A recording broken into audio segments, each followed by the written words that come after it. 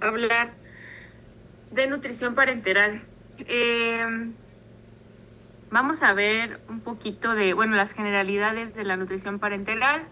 Vamos a ver también algunos videitos para que puedan ustedes saber, pues ahora sí como cuál es la logística que se lleva a cabo en el hospital para hacer la preparación de las nutriciones, cómo se coloca la nutrición parenteral, y pues toda ¿cómo se llama? El proceso que se lleva a cabo, ¿no? Desde la asepsia, etcétera.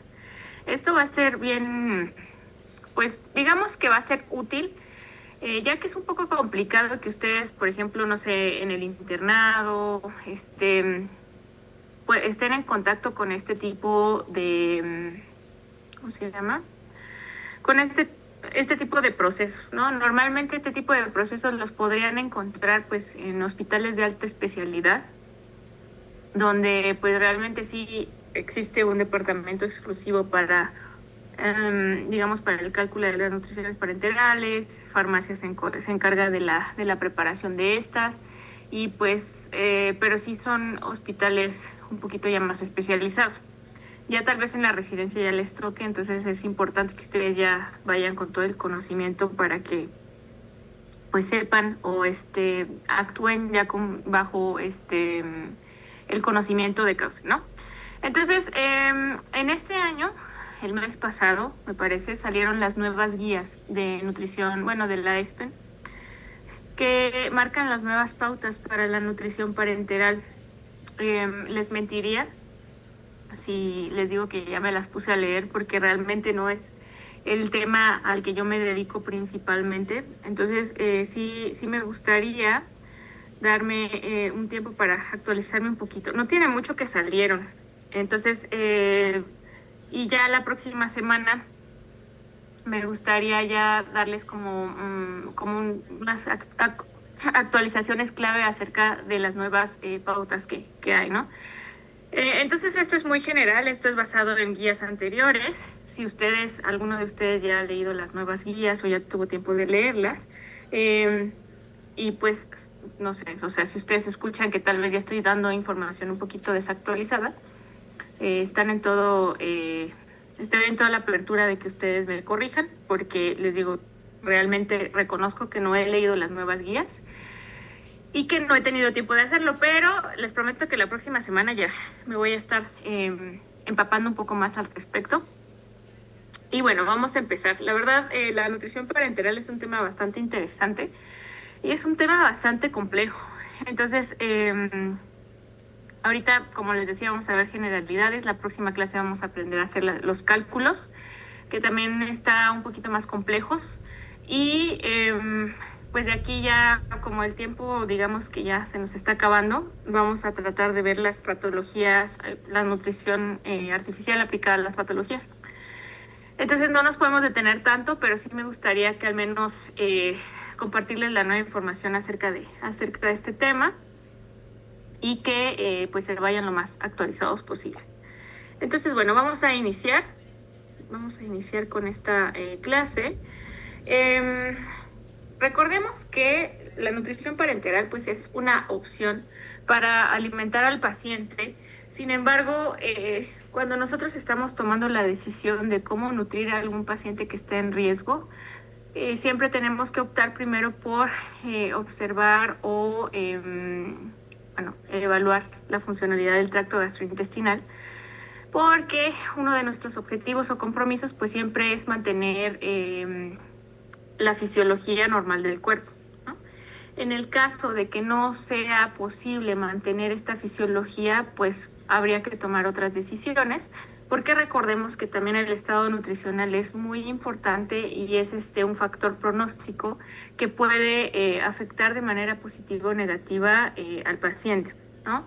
Entonces, en lo que sea posible, tratamos de conservar la vía enteral. Si no se puede, pues entonces nos vamos a la vía parenteral, pero es una opción, digamos, ya es el último recurso por todas las complicaciones que puede tener.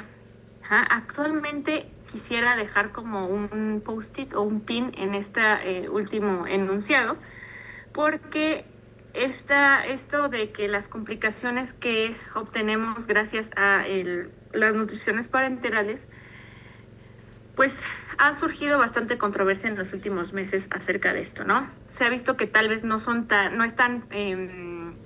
aumenta tanto el riesgo como se pensaba, o que independientemente de que pueda llevarnos a tener complicaciones, pues si es la única forma de alimentar al paciente, sí o sí lo tenemos que hacer. En algunos casos se han observado beneficios por la alimentación parenteral. Entonces, pues son temas que todavía se están estudiando, ¿no? Y que ahora sí que como toda la medicina, nunca acabamos de estudiar al 100%, ¿no? Siempre vamos a estar teniendo nueva información.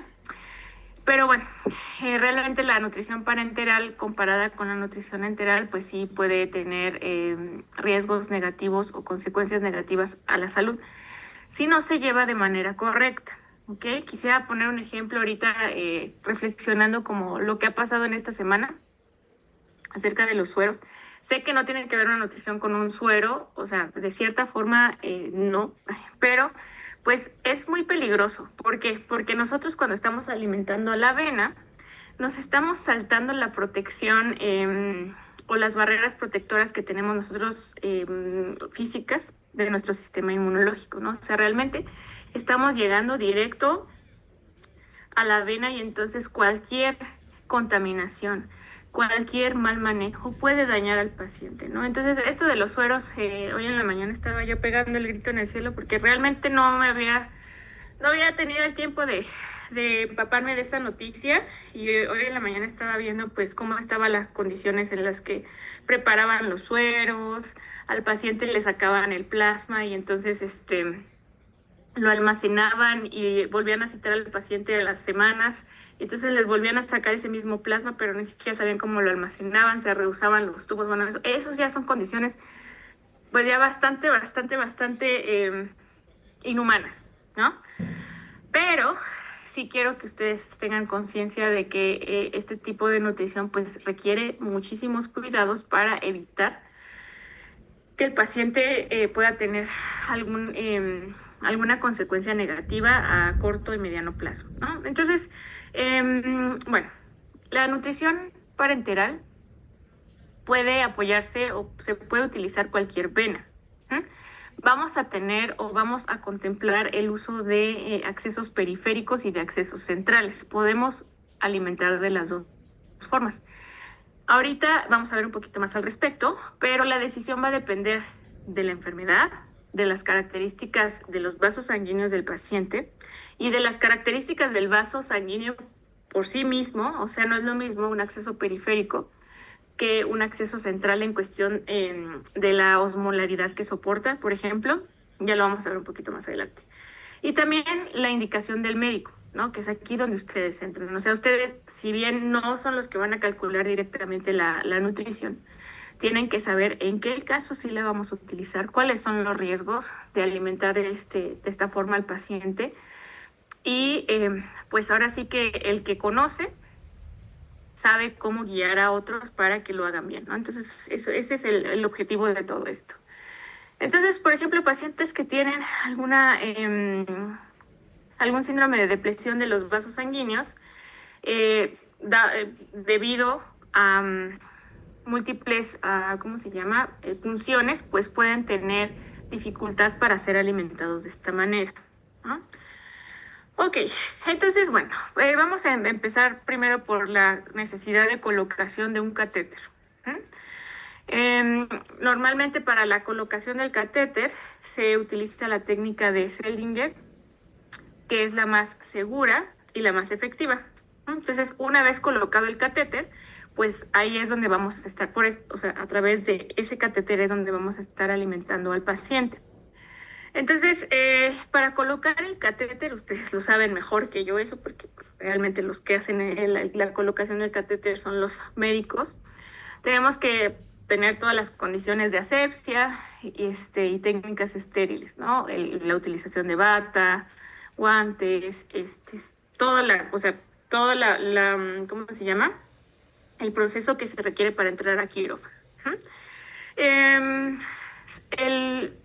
El lugar de inserción del catéter tiene que estar pues bien, digamos, tenemos que tener una fijación bastante segura y tenemos que estar constantemente evaluando que que ese lugar de punción o ese lugar de inserción no se esté moviendo o no haya signos de contaminación, ¿no? Entonces tenemos que tener un monitoreo muy, muy, muy de cerca hacia este paciente que está recibiendo este tipo de nutrición. Normalmente los catéteres se ponen en quirófano, ¿no? Hay opciones. Vamos a encontrarnos con técnicas un poco o bastante poco éticas donde nos van a querer estar metiendo en el consultorio, pero no, o sea, realmente se tiene que meter en un quirófano o donde se pueda tener pues una asepsia adecuada. Entonces vamos a tener dos tipos de nutrición parenteral. Tenemos la nutrición parenteral total y tenemos la nutrición parenteral parcial. ¿De qué depende? Bueno, la total, uno, es un acceso central. Y normalmente los accesos centrales, como les decía, pues van a soportar mayor osmolaridad. Pueden soportar de 600 a 900 miliosmoles. En este caso, la nutrición parenteral total se utiliza si el paciente no puede cubrir sus requerimientos de manera enteral. Nutrición parenteral total se refiere que el 100% del valor calórico total o del requerimiento total del paciente se está pasando por vía venosa, ¿ok? Mientras que la nutrición parenteral parcial, digamos que es uno, pues vamos a tener un acceso periférico donde la osmolaridad es menor y en este caso lo vamos a utilizar como un complemento, mientras que la nutrición parenteral total simplemente va a ser, se va a dar por sí sola. La parcial es un complemento. ¿De qué?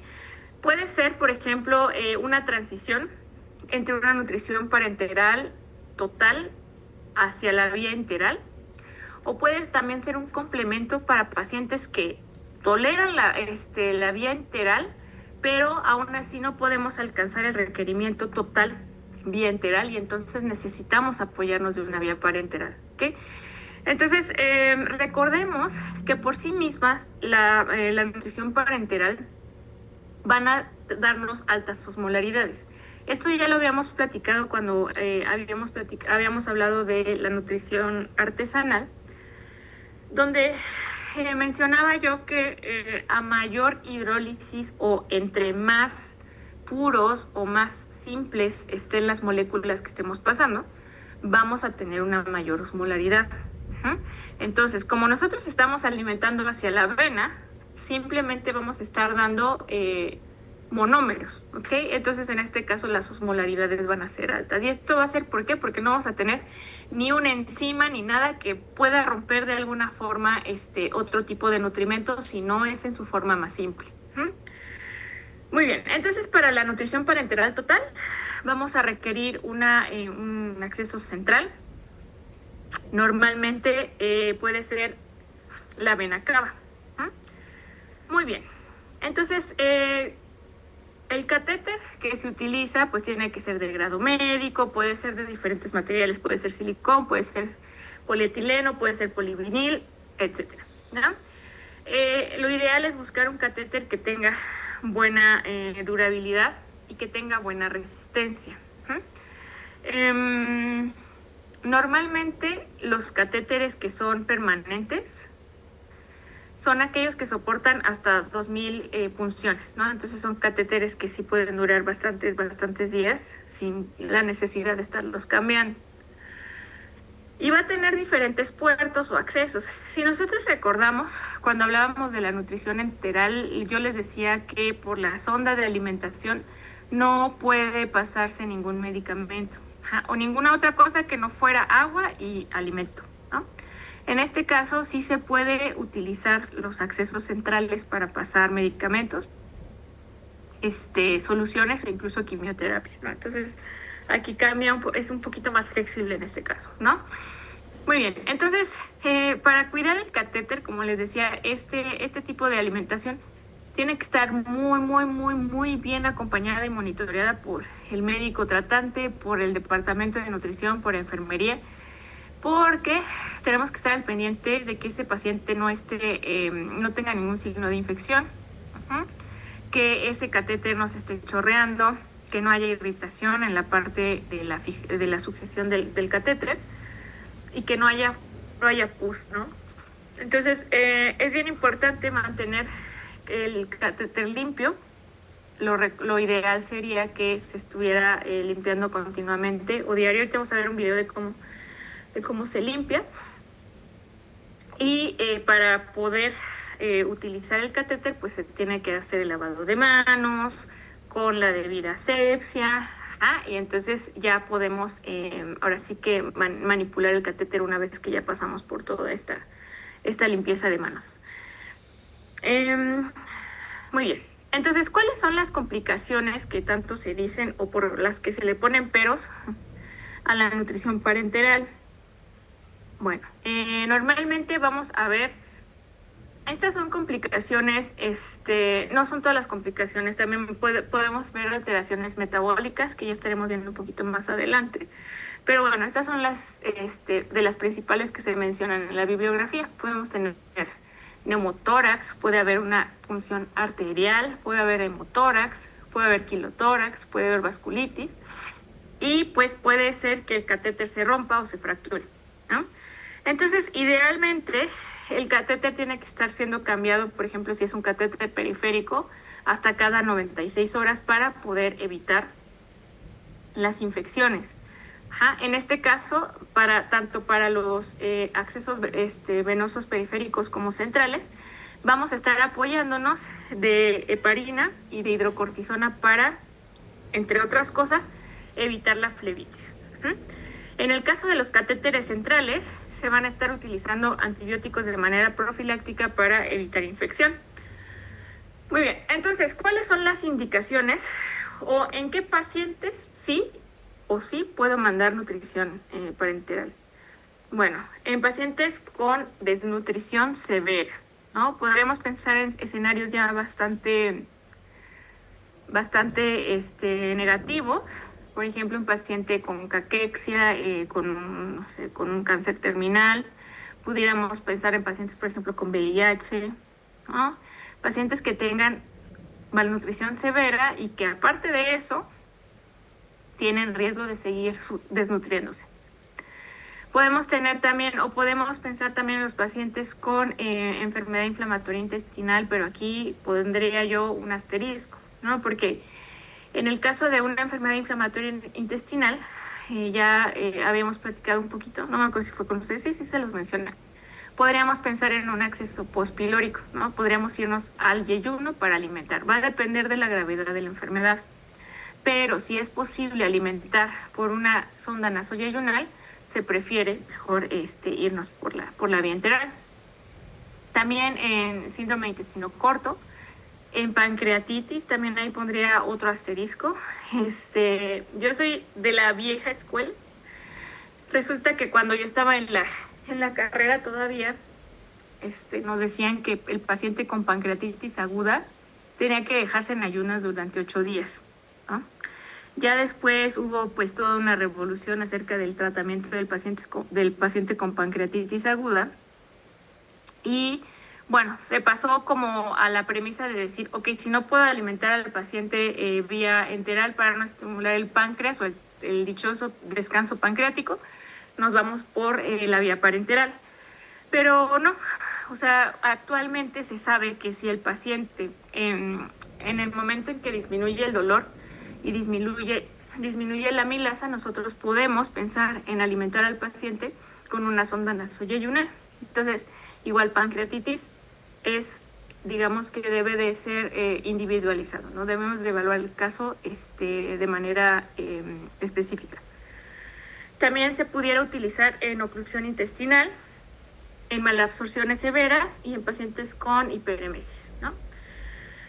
Muy bien, entonces, a diferencia de la nutrición enteral, que nada más nos preocupábamos por los macronutrimentos, nada más decíamos, ok, tanto le toca de proteína, tanto le toca de hidratos de carbono, aquí nos vamos a estar preocupando por otros elementos, ¿no?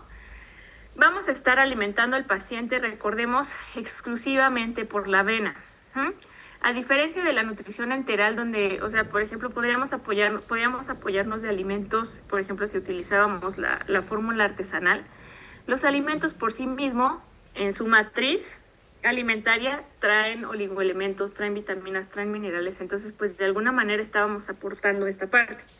Pero si nosotros nos estamos deteniendo solo a o ateniendo nada más a la alimentación por vena, no hay manera de que al paciente le entre una vitamina si yo no se la paso por vena, ¿no? Entonces, por eso a este tipo de alimentaciones tenemos que estar calculando todo, ¿no?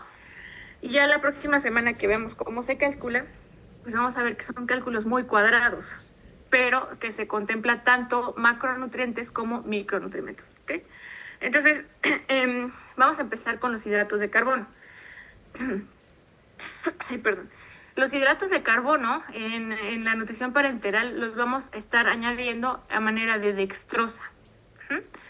La dextrosa cambia el aporte calórico comparado con los otros hidratos de carbono. Vamos a obtener 3.4 calorías por gramo. ¿Ok? Entonces, si se fijan, pues que es 0.6 de diferencia, pero sí hace bastante diferencia al nosotros estar calculando el valor calórico total de la nutrición. Los lípidos los vamos a estar utilizando en soluciones emulsificadas. Entonces, los lípidos me van a estar aportando 1 caloría por gramo. De 9 calorías por gramo que obtenemos en una nutrición normal, en una nutrición enteral, aquí, como vamos a estar utilizando soluciones emulsificadas o emulsiones, aquí baja significativamente el aporte calórico que le podemos dar a través de los lípidos. En este caso se utilizan lípidos de cadena media y también glicerina. En el caso de la proteína, se le van a aportar al paciente aminoácidos puros, que estos nos van a seguir aportando 4 calorías por gramo. Entonces, si se fijan, hidratos de carbono y lípidos cambian totalmente el aporte, mientras que las proteínas o aminoácidos se mantienen de manera normal. Ahora, aparte de eso, tenemos que calcular también elementos traza, electrolitos y oligoelementos. Aquí es bien importante, si bien digamos que, o sea, si ustedes, por ejemplo, ya cuando estén en su internado o haciendo sus prácticas y les toca tener contacto con un departamento de nutrición clínica, van a ver que ya tienen sus hojas de cálculos de nutrición parenteral, porque normalmente todos son cuentas y ya al final se entrega, ¿no? Pero cada paciente tiene necesidades diferentes. Ahorita vamos a ver incluso, que tenemos que adaptar todo al peso del paciente, tenemos que adaptar, tenemos que ser muy estrictos y muy cuadrados a la hora de estar nosotros calculando este tipo de nutrición. En este caso, vamos a hacer diferencia. Como estamos alimentando a la avena, pues normalmente vamos a enfrentarnos a pacientes estables o a pacientes en estado crítico y bien crítico, ¿no? Entonces, en este caso podemos hacer diferencias entre el aporte que vamos a estar dando al paciente según el estado del paciente, ¿no? Entonces, por ejemplo, las proteínas van a ir variando. En pacientes estables podríamos tener un aporte más bajo. Ahorita lo vamos a ver, la próxima semana lo vamos a ver más a fondo, ¿no? Ahí es donde vamos a aprender a calcularlo, pero aquí lo que quiero que vean es que va a estar cambiando, ¿no? Si el paciente está en estado crítico, va a requerir una mayor cantidad de proteína, por ejemplo. ¿Por qué? ¿Por qué creen que sea?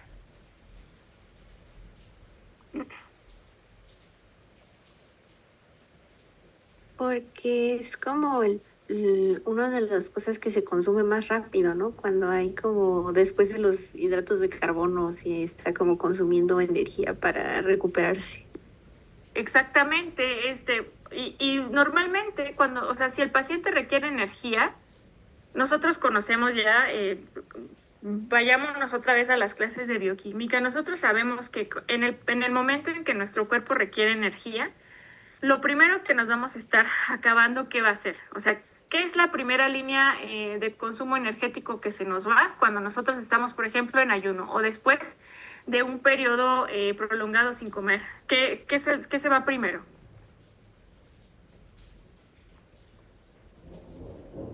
Naomi, ajá. Los hidratos de carbono. Ajá, bueno, pero más bien o sea, de las reservas energéticas corporales del que glucógeno. tenemos. Ah, ok, excelente, el glucógeno. Ok, muy bien. Entonces, se nos va el glucógeno. Sabemos nosotros que la reserva de glucógeno que tenemos en nuestro cuerpo es limitada. ¿Mm? Entonces, en el momento que se nos acaba el glucógeno, ¿qué se nos va después? ¿O qué pasa? ¿Cómo se llama cómo se llama? Esa vía metabólica que se activa.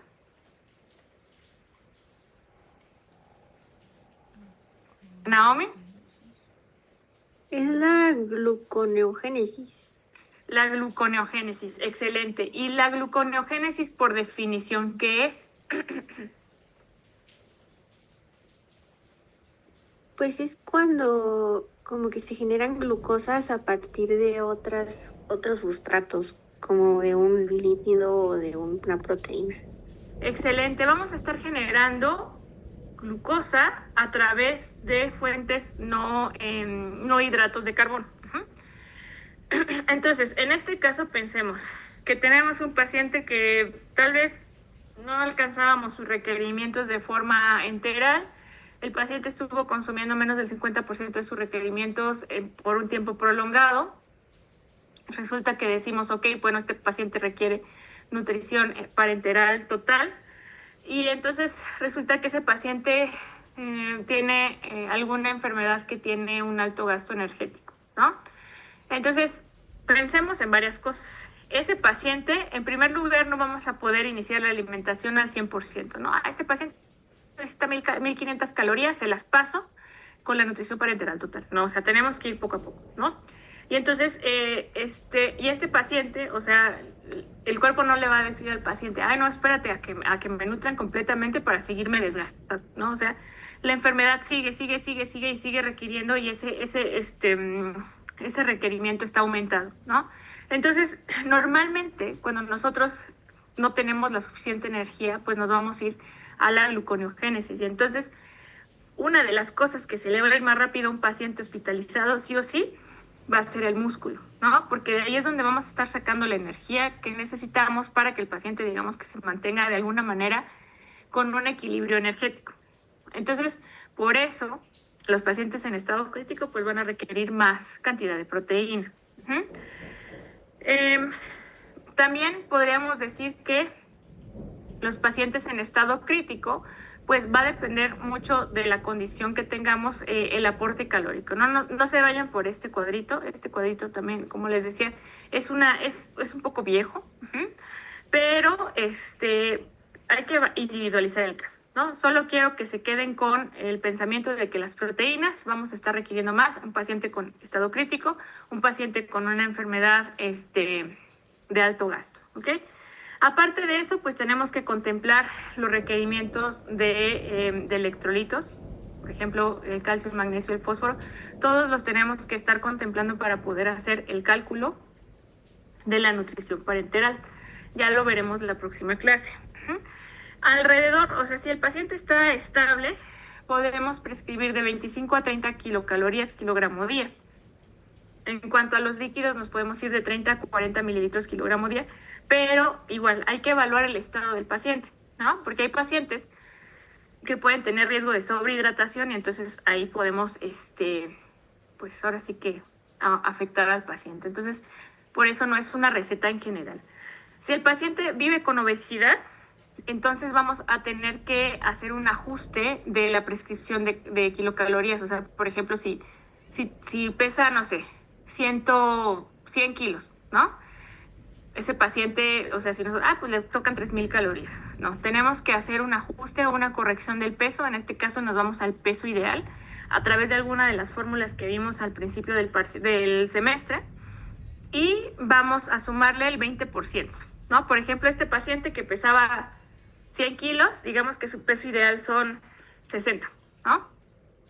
Entonces lo que voy a hacer es 60 kilos más el 20% serían 12 kilos más 72 kilos. Y entonces a partir de 72 kilos hago el cálculo de toda la nutrición parenteral. Ya lo veremos en la próxima clase, no se agoben. Entonces, por ejemplo, en pacientes con desnutrición, tenemos que iniciar con el peso actual. Independientemente de que esté muy desnutrido, tenemos que iniciar con el peso actual y poco a poco vamos a ir incrementando, ¿no? Vamos a ir marcando metas de acuerdo a la evolución del paciente. En todos los casos, la nutrición parenteral va a requerir la utilización de bombas de infusión, ¿okay? No hay manera de alimentar al paciente de otra forma. Muy bien, entonces, ¿cómo monitoreo o cómo sé que la nutrición está funcionando? ¿Cómo sé si algo está fallando? Pues tenemos que estar en constante chequeo de ese paciente. En este caso, es bien importante que nosotros estemos al pendiente de los electrolitos, ¿no? Esto dependiendo del estado del paciente. Si está en estado crítico, podemos checarlo hasta 3 veces por semana, así como las pruebas de función hepática, que también son bien importantes. Si el paciente está estable, se puede hacer un monitoreo semanal. En el caso de los asuados, se tienen que hacer de manera diaria y en pacientes estables de 1 a 2 veces por semana. Los triglicéridos pueden ser semanales, la biometría hemática semanalmente, ¿cómo se llaman? Ay, se me olvidó cómo se llaman. Hay alguien que me diga cómo se llaman. La TP y la TTP, se me olvidó. Ay, tiempos de coagulación. Ándale, pruebas de coagulación. Ay, no sé por qué se me fue. Gracias. Es que ya a esta edad se me olvidan las cosas. Ok, las pruebas de coagulación. La glucemia capilar sí es bien importante estarla monitoreando al menos 3 veces por día porque tenemos que evitar también complicaciones metabólicas graves y una de ellas es el síndrome de dumping, que ya estaremos también platicando. El peso depende, ¿no? Si el paciente está en estado crítico podríamos medirlo diario, pero pues esto, imagínense, un paciente en estado crítico está pesándolo diario a menos de que tengamos una cama con báscula, ¿no? El balance hídrico, ese también es diario y es bien importante estar determinando el balance hídrico de ese paciente. El balance nitrogenado según se requiera y pues la calorimetría según se requiera, y en estos casos pues ahora sí que también depende si donde estemos cuentan con el equipo de calorimetría. Muy bien, entonces vamos a ver unos videos. Vamos a ver uno que nos va a hablar de cómo se coloca la nutrición parenteral, otro de cómo se prepara el personal médico para estar apoyando en la alimentación parenteral, y vamos a ver uno del lado de farmacia de cómo se prepara la nutrición parenteral. Una vez que acabemos con los videos, se pueden ir, más o menos yo creo que van a ser unos 15 minutos de videos, no más. Entonces, pongan atención, yo sé que pues no es lo mismo como estar ahí viendo, pero bueno, es un poco complicado, ¿no? Entonces, bueno, al menos para que sepan más o menos cómo se maneja todo esto y ya tengamos estemos un poquito más familiarizados. Entonces voy a dejar de compartir esto y les voy a pasar los videos. ¿Dudas hasta aquí?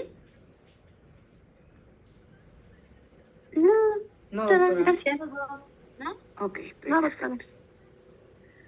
Gracias. Muy bien. Entonces, vamos a ver. Ok.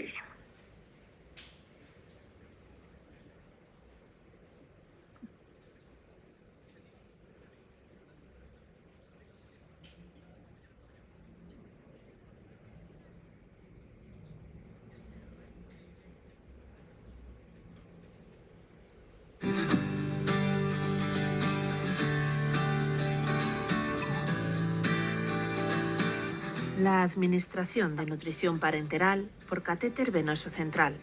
Prevención de la infección.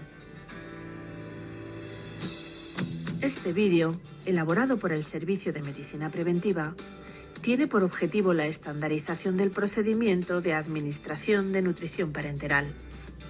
Pondremos especial atención al momento del cambio de bolsa cuando éste lo realiza un solo profesional. De esta manera, se intenta minimizar el riesgo de infección que se puede producir durante su ejecución. Para ello, es imprescindible seguir una secuencia que permita desarrollar el procedimiento con la máxima asepsia.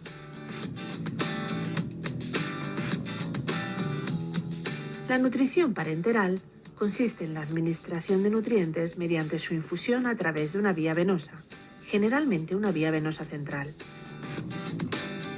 Su composición, rica en hidratos de carbono y lípidos, puede favorecer el crecimiento de microorganismos, lo cual, unido al uso de una vía central, aumenta el riesgo de bacteriemias asociadas a catéter.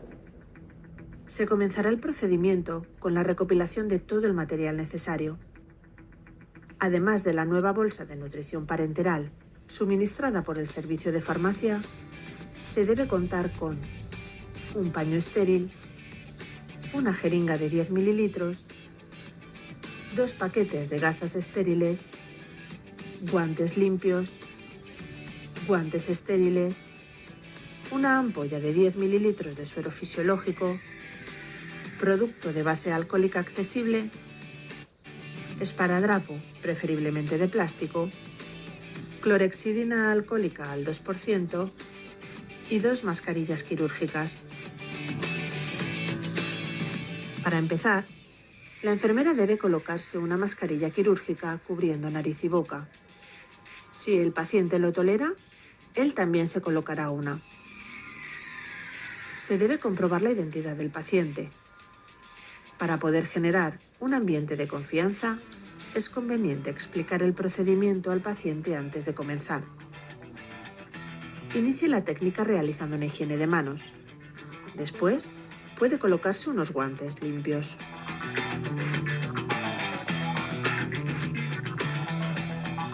Deposite sobre una superficie plana y accesible, como una batea auxiliar, la ampolla de suero fisiológico de 10 mililitros y el esparadrapo. Coloque un paño estéril sobre el paciente. Preste especial atención y manipule el paño solo por las esquinas para no contaminarlo. Deje la luz del catéter venoso central colocada encima del mismo. Deposite de manera aséptica el resto del material sobre este campo estéril. Impregne uno de los paquetes de gasas con la clorexidina alcohólica al 2%. Recuerde que el campo que acaba de preparar solo se puede manipular de forma estrictamente aséptica, manteniendo al máximo su esterilidad durante todo el procedimiento. La conexión entre la luz del catéter y la nutrición parenteral está protegida por un envoltorio de gasa.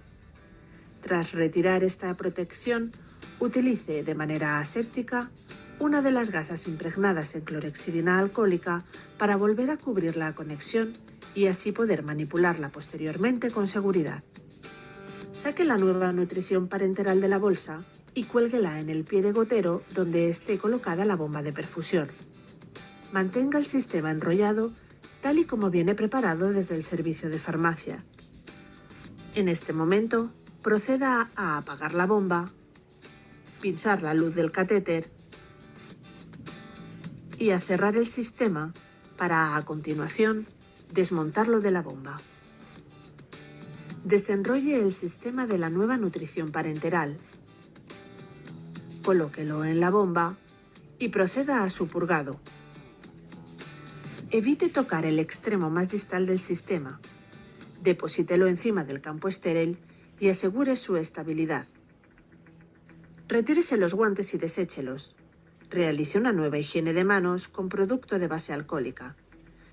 Se considera un momento 2 según la OMS, ya que la administración de la nutrición parenteral es una tarea aséptica.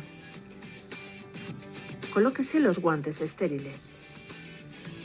Desde este momento, el procedimiento conlleva mayor riesgo de inoculación de microorganismos, ya que se manipulará a la luz del catéter venoso central.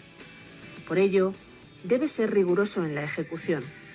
Para comprobar la permeabilidad del catéter, utilice una jeringa de 10 mililitros con suero fisiológico.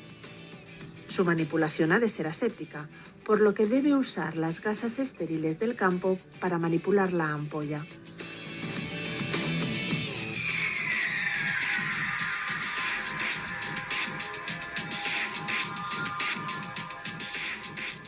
Pase a desconectar la luz del catéter del sistema de nutrición parenteral y retire. Use gasas impregnadas en clorexidina alcohólica. Infunda los 10 mililitros de suero fisiológico cargado mediante la técnica Push-Stop-Push. Esta técnica consiste en la infusión de suero de 1 mililitro en 1 mililitro parando ligeramente entre uno y otro hasta completar los 10 mililitros. De esta manera, se genera una turbulencia que facilita la permeabilización de la luz del catéter. Conecte el sistema de la nueva nutrición parenteral y proteja la conexión envolviéndola con una gasa impregnada en clorhexidina alcohólica al 2% fijada con esparadrapo.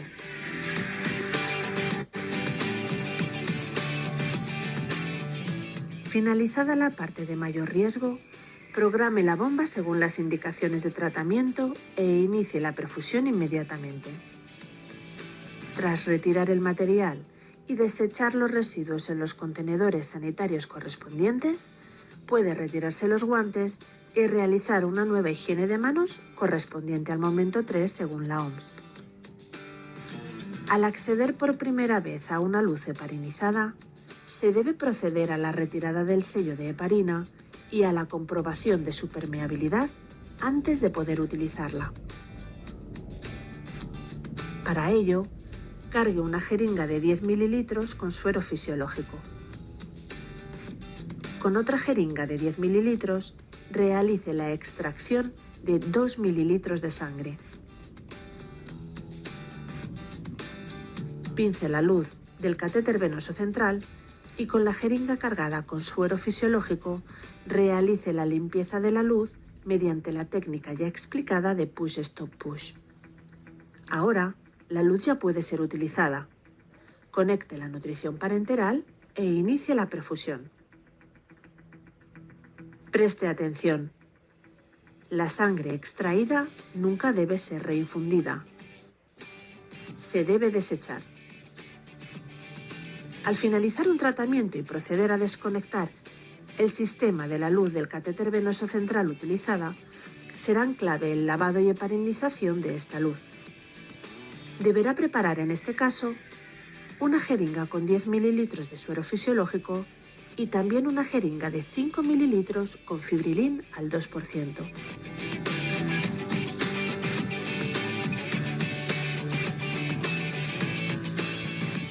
Tras desconectar el sistema, limpie la luz con los 10 mililitros de suero fisiológico cargados. Pince para cambiar de jeringa y administre la cantidad de fibrilina al 2% necesaria para mantener la luz heparinizada. Pince nuevamente la luz y coloque un tapón Luer nuevo.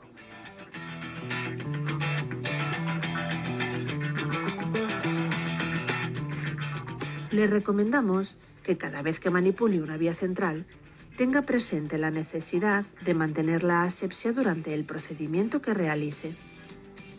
Sírvase del material necesario antes de iniciar la técnica y recuerde tener siempre en un lugar accesible producto de base alcohólica.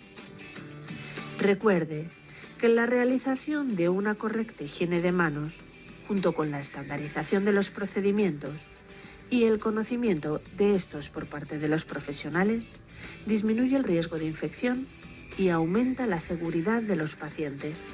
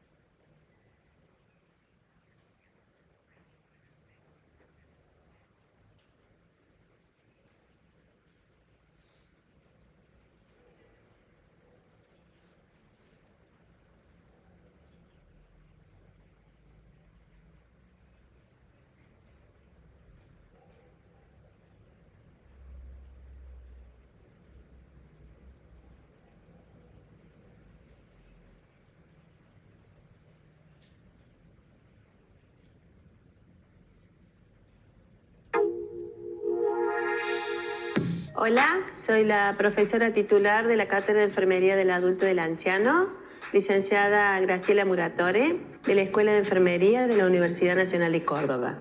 A continuación, desarrollarán los estudiantes de nuestra cátedra los diferentes procedimientos correspondientes a dicha materia. Muchas gracias.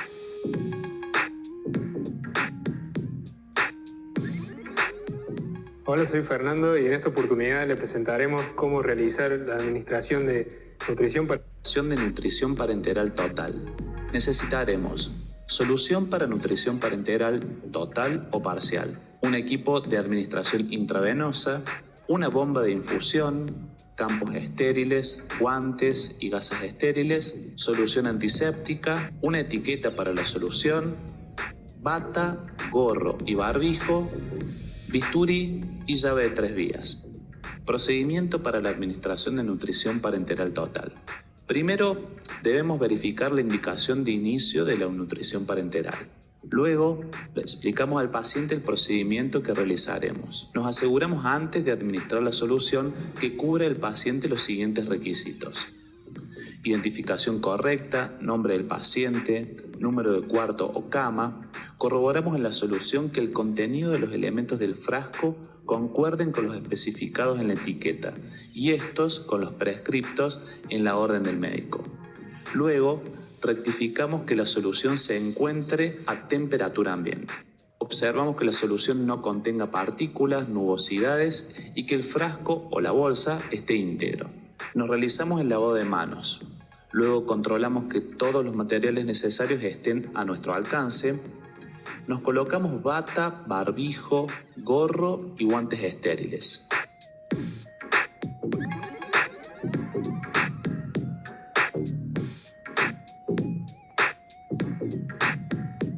Un enfermero auxiliador nos ayudará a abrir el campo para no contaminar los guantes estériles. Posteriormente, abrimos el campo ampliamente, retiramos la alimentación parenteral total sin tocar la bolsa que cubre la misma. Colocamos en el campo cerrado perfus, gasas y llave de 3 vías.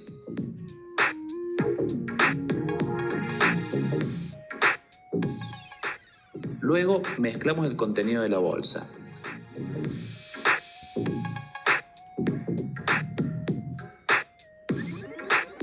Limpiamos la tapa de la solución parenteral con solución antiséptica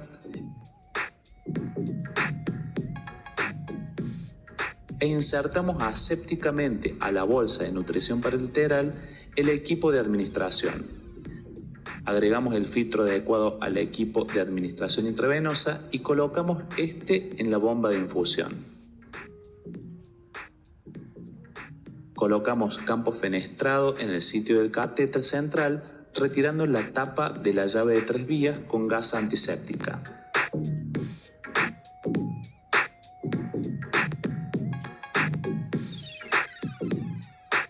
Insertamos el conector del equipo de la bomba a la llave de 3 vías y cubrimos con gasa la llave de 3 vías, retirando el campo fenestrado.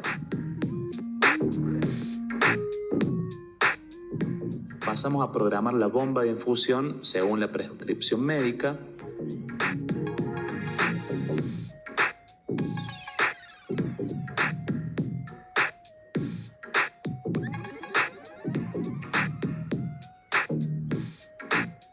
Luego desechamos bata, barbijo y gorro, nos lavamos las manos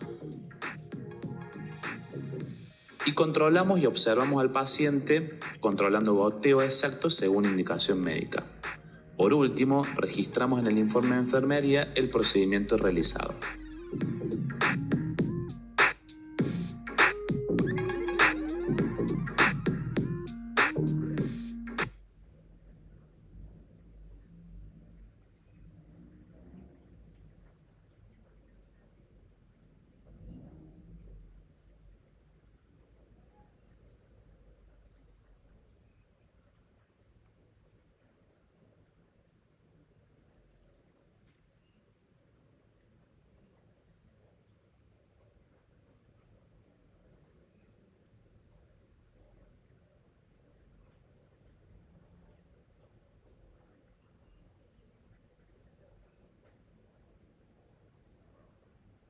paciente, el farmacéutico acondiciona el material.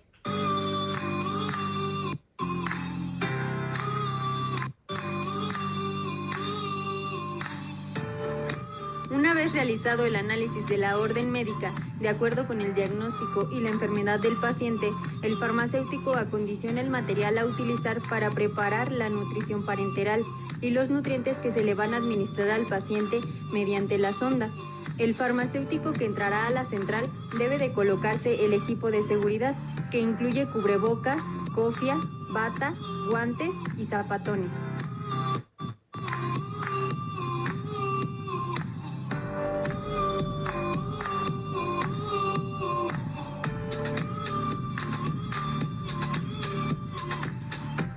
La limpieza de la campana se realiza con alcohol al 70%, comenzando por las paredes con caída unidireccional y posteriormente en la base en una sola dirección hacia afuera.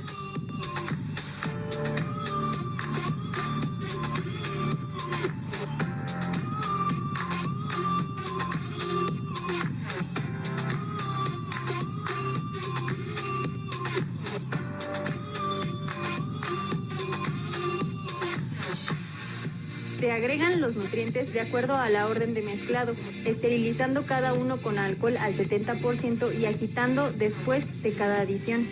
El aporte proteico se efectúa en la actualidad a base de soluciones de aminoácidos. Estos son esenciales en la construcción, conservación y reparación de los tejidos del organismo e intervienen en las funciones hormonales y enzimáticas. El aporte va de 1 a 1.5 gramos por kilogramo al día en adolescentes y adultos. La glucosa cubre los requerimientos calóricos y permite que los aminoácidos sean liberados para la síntesis proteica no energética. Deben constituir el 60 y el 70% de las calorías no proteicas. Los electrolitos proporcionan el equilibrio hidroelectrolítico apropiado y transportan glucosa y aminoácidos a través de las membranas celulares. Los cationes más importantes que deben incluirse en la nutrición parenteral son sodio, potasio, magnesio y calcio.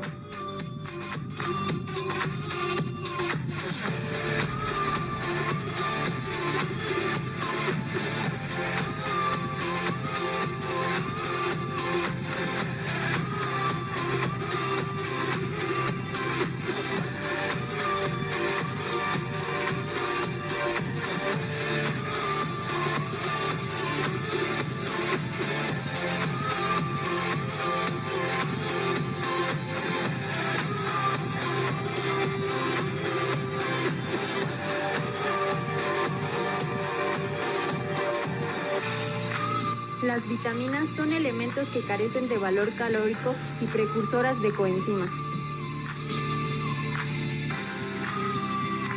Los oligoelementos coadyuvan en el metabolismo corporal para estimular el sistema inmunitario. Pueden ser cromo, cobre, manganeso, selenio y zinc. La heparina se utiliza para evitar la formación de trombos al penetrar la vena.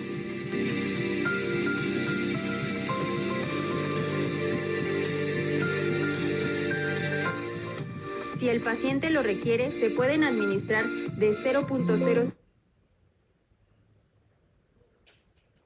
por cada gramo de dextrosa administrada.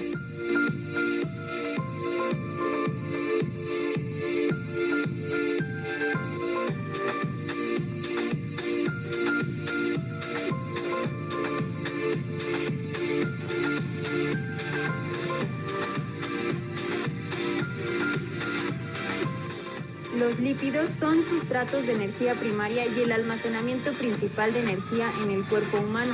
Deben constituir del 30 al 40% de las calorías no proteicas.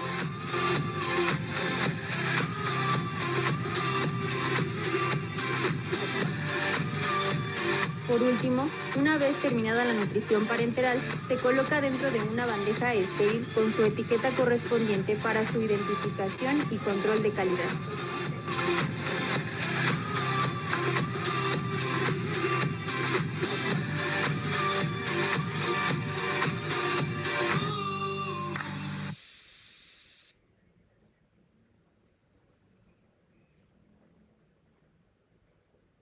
Ok, chicos, bueno, pues entonces la próxima semana vamos a aprender a hacer nuestros cálculos de nutrición parenteral. Voy a tratar de hacerles un Excel para ver cómo, yo creo que va a ser más fácil, porque pues sí toma un poquito de tiempo agarrarle la onda. Entonces, la próxima semana nos vemos, que tengan bonito fin y gracias a todos. Gracias, doctora. Gracias, doctor. Gracias.